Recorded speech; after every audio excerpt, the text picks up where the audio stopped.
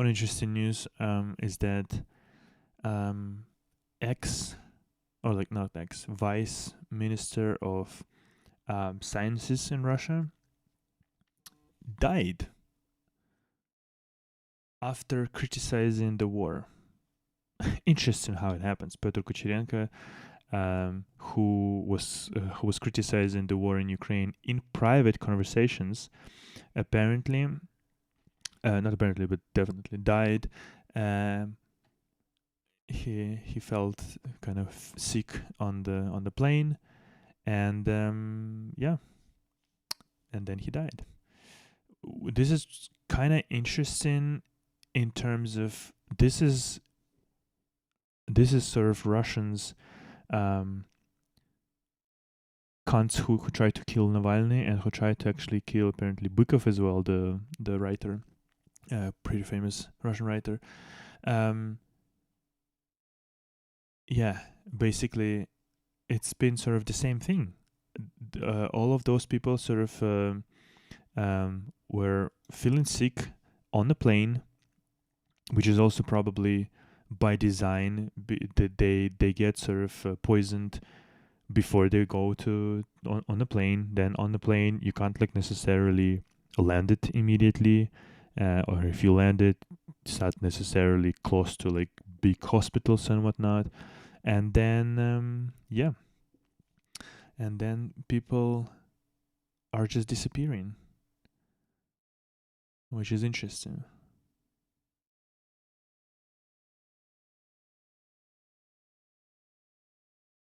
He said that because in Russia you still have two passports, one internal and one sort of regular, which is called well, загранпаспорт. It's called заграница. It's like a border passport, something like that. I don't know.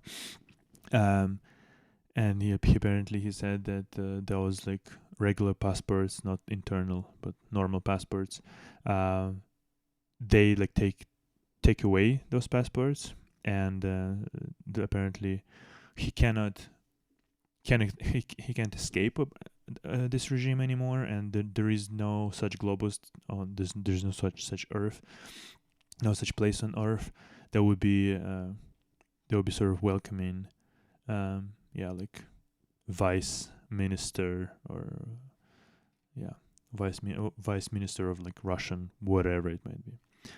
After this fascist invasion. So apparently, in private conversations, he's been quite vocal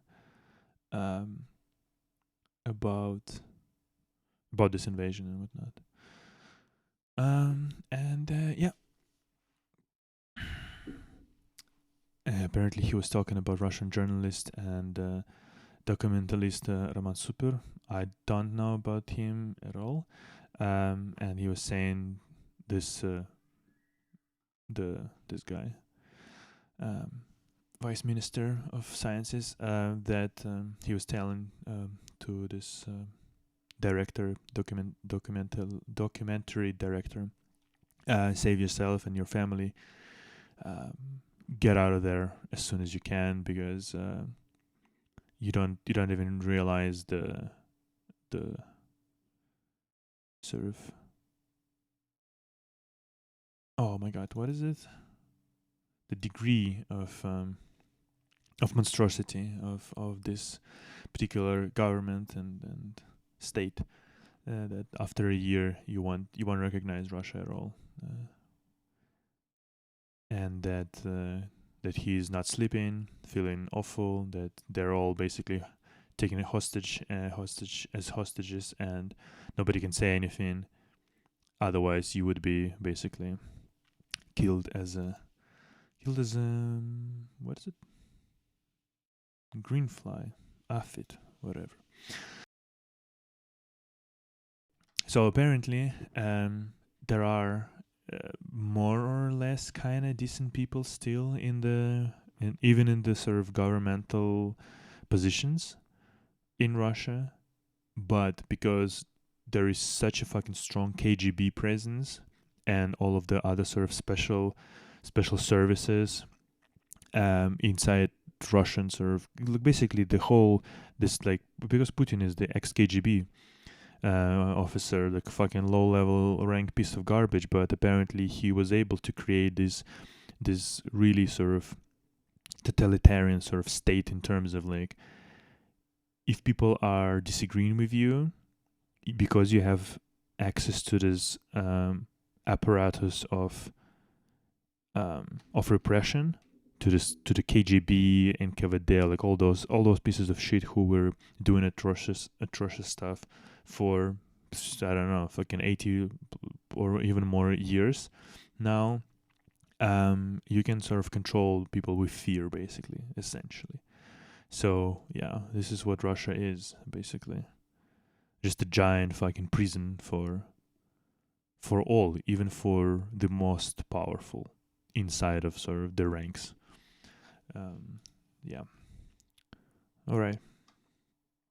That's why I wanted to sort of bring this to attention because probably nobody will really think about this guy and like I didn't know who he is.